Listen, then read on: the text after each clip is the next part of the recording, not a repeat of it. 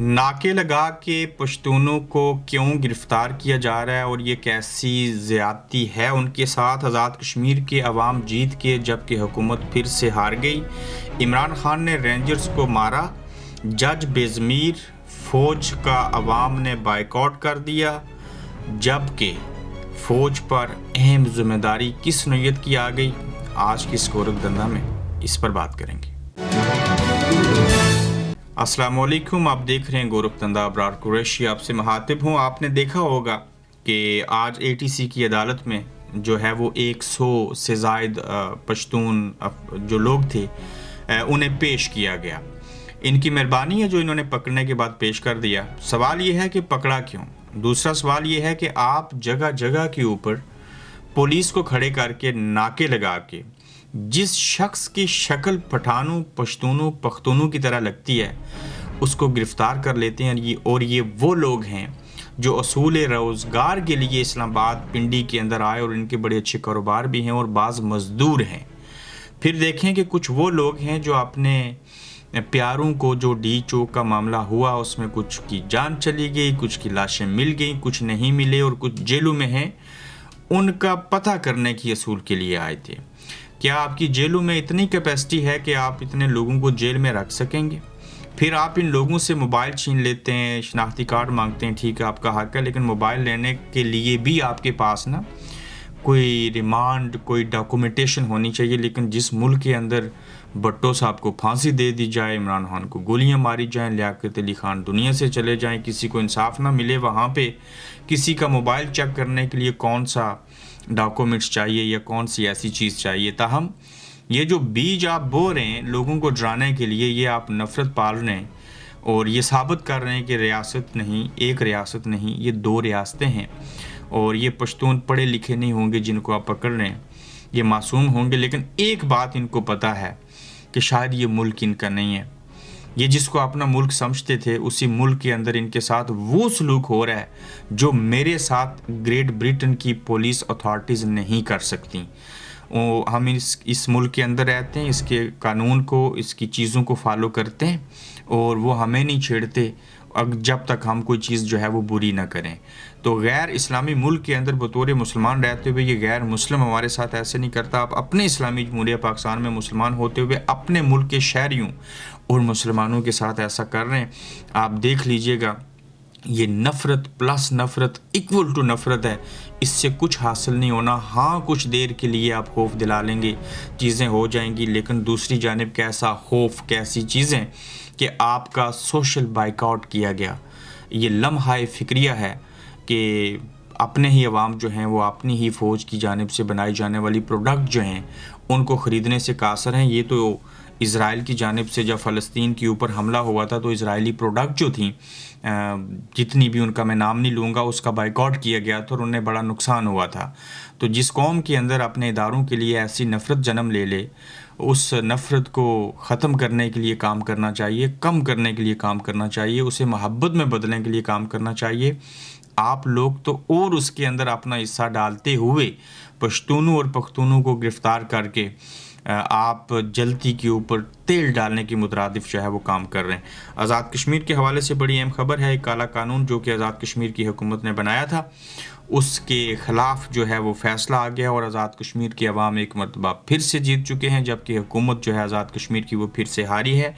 انوار الحق صاحب کی حکومت نے اور ان کے باقی لوگوں نے جو ایک قانون بنایا تھا اس کو سپریم کورٹ آزاد جموں کشمیر نے انوار الحق صاحب کی حکومت کا شہریوں کی زبان بندی اور اجتماع کے خلاف نافذ کیا صدارتی ایکٹ جو تھا اس کو معطل کر دیا، اور اس کیس پر سماعت چلے گی اور پھر تفصیلی فیصلہ آئے گا۔ تاہم سرے 10 یہ صدارتی آرڈیننس جو ہے اس کو معطل کیا جا چکا ہے، اور اس میں عوام کو کامیابی ہوئی ہے۔ دنیا کی کسی ریاست کے اندر بھلے وہاں پہ مارشل لا کیوں نہ ہو، ڈکٹیٹرشپ کیوں نہ ہو، ایسے نہیں ہو سکتا کہ عوام جو ہیں وہ احتجاج نہ کریں اور اپنے حق اور حقوق کے لیے باہر نہ نکلیں۔ اگر وہ ایسا کریں تو ان کو 7 سال کی سزا کی جو قید کی سزا ہے وہ سنائی جائے، اور بالخصوص آزاد کشمیر کے اندر اور کشمیر النسل جو لوگ ہیں انہیں آپ اس طرح سے کنٹرول کر لیں کو آرڈیننس بنا کے، یہ ہو نہیں سکتا، اس سے پہلے کبھی ہوا نہیں اور یہ عوام ہونے نہیں دیں گے۔ تو لہٰذا हुकूमत जो है उसको चाहिए कि वो आवाम के जो बुनियादी इंसानी हकूक़ हैं उनका तहफ़्फ़ुज़ करे, उन्हें वो बेसिक जो बुनियादी इंसानी हकूक़ हैं वो मैसर करे, वो एहतजाज करें। जो बात उनको अच्छी लगती है वो ठीक है, जो बुरी लगती है उसके ऊपर वो बोल सकते हैं और बोलना चाहिए। उन हालात को पैदा ही नहीं कीजिए कि लोग बिला वजह और बेवजह जो हैं वो घरों से बाहर निकलें। कोई भी ऐसा शख्स नहीं होगा जो फजूल में कोई एहतजाज करेगा और चीज़ें जो हैं वो इस तरह से करेगा। ताहम ये आज की एक बड़ी अच्छी खबर है कि आज़ाद कश्मीर की जो सुप्रीम कोर्ट है उसने इसको फ़िल वक्त जो फ़ैसला था उसको आर्डीनेंस को मतल कर दिया और आगे समाअत होगी। तो देखते हैं कि आगे चल के चीज़ें किस तरफ जाएंगी। इमरान खान साहब ने रेंजर्स को मारा है, शायद ये आपको पता नहीं है। मैं आपको खबर देता हूँ कि इमरान खान जेल में बैठे थे, जेल से कोई पता नहीं कौन सा जादू है उनके पास, वहाँ से बाहर निकले। अथॉरिटीज़ और पुलिस और जेल सुपरटेंडेंट उनको रोक नहीं सके और वो बाहर गए और वहाँ पे जाके उन्होंने 3-4 रेंजर्स जो थे उनको मार दिया, गोलियाँ मारी हैं उनको, जिस ज़िमन में उनके ऊपर जो है वो एक नया मुकदमा बना है कि इस्लामाबाद के अंदर गाड़ी हादसे में रेंजर्स एहलकारों की मौत जो हुई, कत्ल का मुकदमा इमरान खान के ख़िलाफ़ दर्ज हुआ है। पुलिस हुकाम इसके ऊपर मातम करें, हंसें, रोएं, पीटें, क्या करें कि एक शख्स जो जेल में है उसके ऊपर आप एक और कत्ल का मुकदमा डाल रहे हो। पहले लाहौर ज़मान पार्क में इमरान खान बैठे थे, कोयटा में एक वकील का कत्ल हुआ था तो उनके ऊपर FIR हो गई थी, ऐसे ही भुट्टो साहब के साथ हुआ था। तो ये ऐसी मुज़ाहिका हेज़ चीज़ें हैं जिसे कोई भी इंसान जो है वो कबूल नहीं कर सकता। ये इतने बेहुदा किस्म के FIR और मुकदमे किए जा रहे हैं जिसके बाद इमरान खान बुरा भी हो तो वो अच्छा लगने लगता है। तो लिहाजा जेल में बैठा शख्स कैसे बाहर जाके 4 रेंजर्स को मार सकता है, इसकी जस्टिफिकेशन अगर कोई कर दे तो या तो मैं सहाफ़त छोड़ दूंगा या उसे कोई गोल्ड मेडल और दुनिया का सबसे बड़ा ऑस्कर अवार्ड मिलना चाहिए। और हैरान कुन बात है कि इमरान खान के ऊपर ये मुकदमा है कि उन्होंने रेंजर्स एहलकार जो हैं उनकी जो मौत हुई है वो इमरान खान की वजह से हुई है या उन्होंने की है। जज बेज़मीर हैं इस मुल्क के और उसकी वजह यह है कि लापता अफराद का केस है। मुल्क डीप स्टेट बन चुका है। लतीफ़ खोसा ऐसे कह रहे हैं। खोसा साहब अदालत में सियासी बात ना करें, जज साहब ने कहा। जस्टिस जमाल मंदोखेल ने लतीफ़ खोसा को बात करने से रोक दिया। आप देखें कि जजेस सच नहीं सुनना चाहते, वो वकीलों को सच बोलने की इजाज़त नहीं दे रहे। जस्टिस जमाल मंदोखेल कहते हैं कि ऐसे बात नहीं कीजिए, ये कोई डीप स्टेट नहीं है, यहाँ कोई लापता अफराद नहीं है। कल इन अल्लाह ना करे इन जजों के बच्चे जो हैं वो अगवा हो जाएं, उन्हें कोई मार दे और उसके बाद जब ये कहें कि उसके ऊपर बात की जाए तो ये वकील हूँ, ये मुद्दई हूँ और आगे से जज जस्टिस मंदोखेल को कोई और जज कहे आप इसके ऊपर बात नहीं कीजिए। ये बड़ी बेशर्मी और बेहूदगी वाली बात है कि आप लोग लापता हो गए और उसके ऊपर आप बात कर रहे हैं। अदालतें लोगों का लापता हो जाने, मर जाने, गोलियां खाने वाले केस नहीं लड़ती। ये किसी यूनाइटेड नेशन में जाएं, कल जब मर जाएंगे तो रोज़ एक क़यामत अदालत लगेगी, वहाँ से इंसाफ लें।